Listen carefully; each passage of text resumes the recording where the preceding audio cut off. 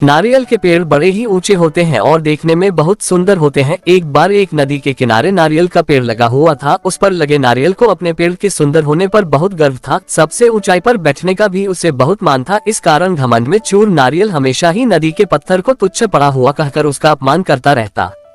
एक बार एक शिल्पकार उस पत्थर को लेकर बैठ गया और उसे तराशने के लिए उस पर तरह तरह से प्रहार करने लगा। ये देख नारियल को और अधिक आनंद आ गया। उसने कहा, ऐ पत्थर, तेरी भी क्या जिंदगी है। पहले उस नदी में पड़ा रहकर इधर उधर टकराया करता था और बाहर आने पर मनुष्य के पैरों तले रौंदा जाता था, और आज तो हद ही हो गई। ये शिल्पी तुझे हर तरफ से चोट मार रहा है और तू पड़ा देख रहा है। अरे, अपमान की भी सीमा होती है। कैसी तुच्छ जिंदगी जी रहा है। मुझे देख कितने शान से इस ऊंचे वृक्ष पर बैठता हूँ। पत्थर ने उसकी बातों पर ध्यान ही नहीं दिया। नारियल रोज इसी तरह पत्थर को अपमानित करता रहता।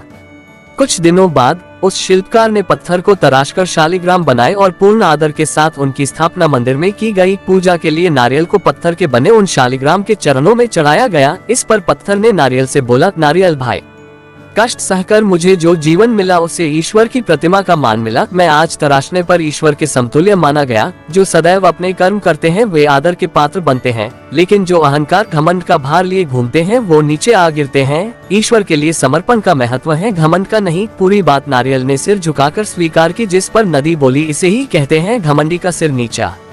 घमंडी का सिर नीचा। इस कहानी से हमें यही शिक्षा मिलती है कि हम घमंड करके स्वयं अपनी छवि का अपमान करते हैं। घमंड मनुष्य जीवन के लिए एक शत्रु की तरह है जो हमेशा उसके लिए विनाश का मार्ग बनाता है। कहते हैं ना, सफलता मिल जाती है, लेकिन जो इस सफलता पर घमंड नहीं करते वास्तव में वही सफल होते हैं। घमंडी व्यक्ति कितना भी ऊपर उठ जाए, एक दिन वो नीचे आकर गिरता है, और उस वक्त जो उसका अपमान होता है उससे बड़ा श्राप उसके लिए कुछ नहीं होता। घमंड एक ऐसा भाव है जिसमें मनुष्य कब फंस जाता है उसे इसका भान तक नहीं रहता। इसलिए सदैव अपने जीवन का अवलोकन करना चाहिए। अपने आप को कटघरे में खड़ा कर खुद अपनी करनी, अपने बोले हुए शब्दों का निष्पक्ष न्याय करना चाहिए। और अगर आप खुद को दोषी पाते हैं तो गलती को स्वीकार करें और समय रहते उस गलती के लिए क्षमा मांगे। घमंडी का सिर नीचा, ये मुहावरे की कहानी आपको कैसी लगी? कमेंट बॉक्स में लिखे, साथ ही अपने दोस्तों से शेयर भी करें।